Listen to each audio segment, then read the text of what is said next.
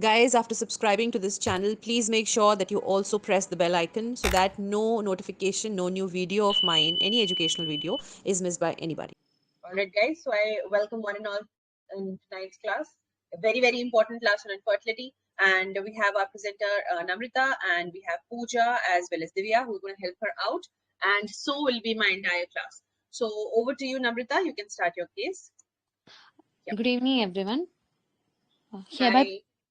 hereby presenting a case of 24-year-old Mrs. S, residing at Thrissur, educated till BCom.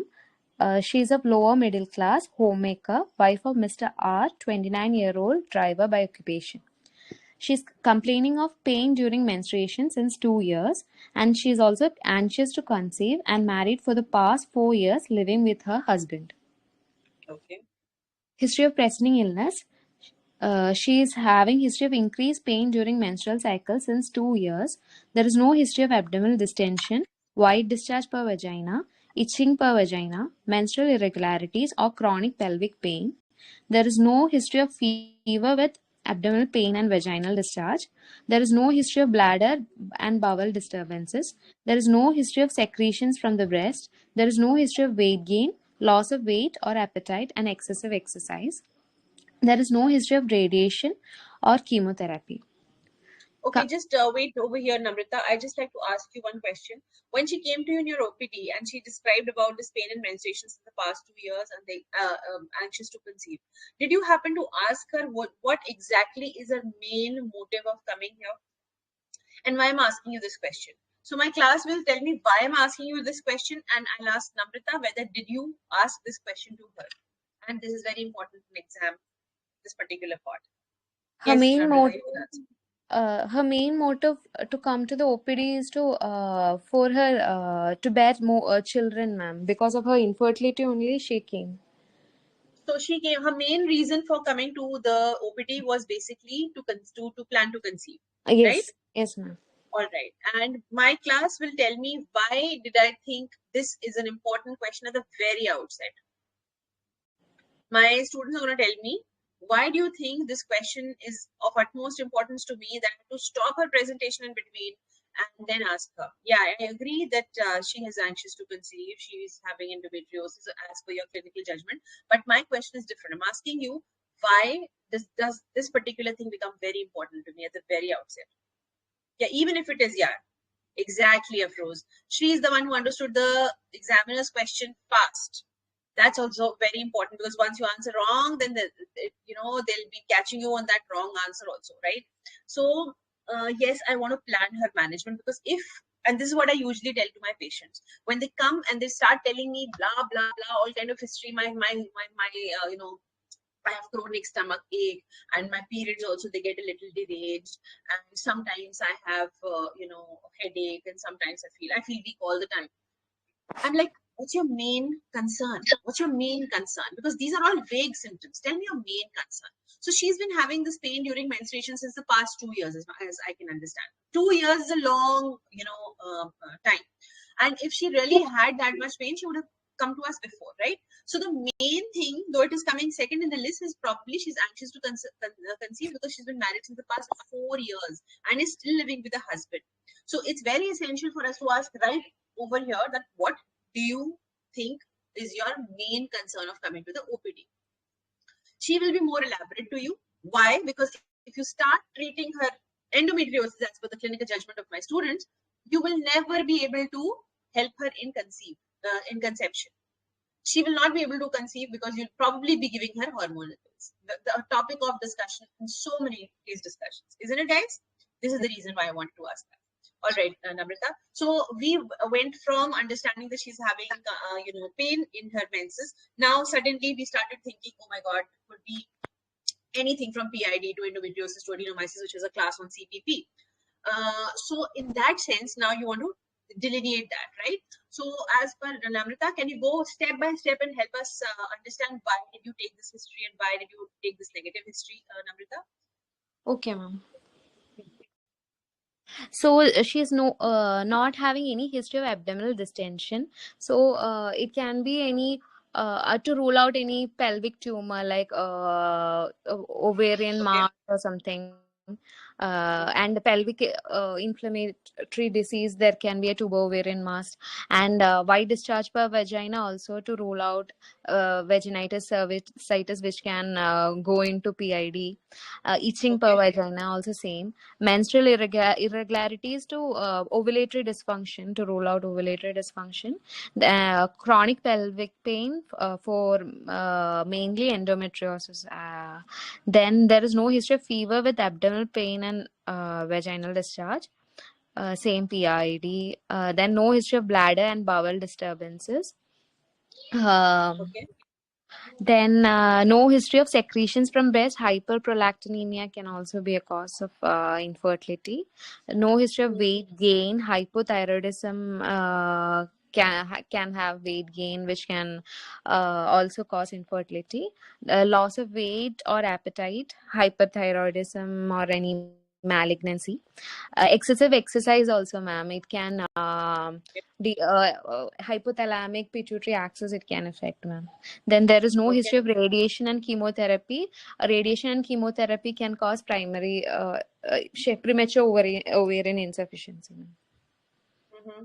But she was having regular periods, right? And she was Yes, ma'am. having normal flow also in the periods. That Yes. you come to later. And initially, you were just trying to delineate the causes of her pain, right? She was having Yes. pain during menstruation. Okay. And when Yes. you asked abdominal distension, itching for vagina, you're trying to delineate PID. And what about chronic pelvic pain? What did she say? There's no history. No, there is no history of chronic pelvic pain. Only pain during menses is there. Okay. All Pain right. during menses and actually pain during intercourse also is there, ma'am. Okay. And Will come since and she's call not it. able to conceive, Mm. a very, very important history which has to be asked. What have you missed out here, Namrata? And my students can help me Regular understand. intercourse Yes, and awareness of very important. the time of cycle. Fertility period, yes.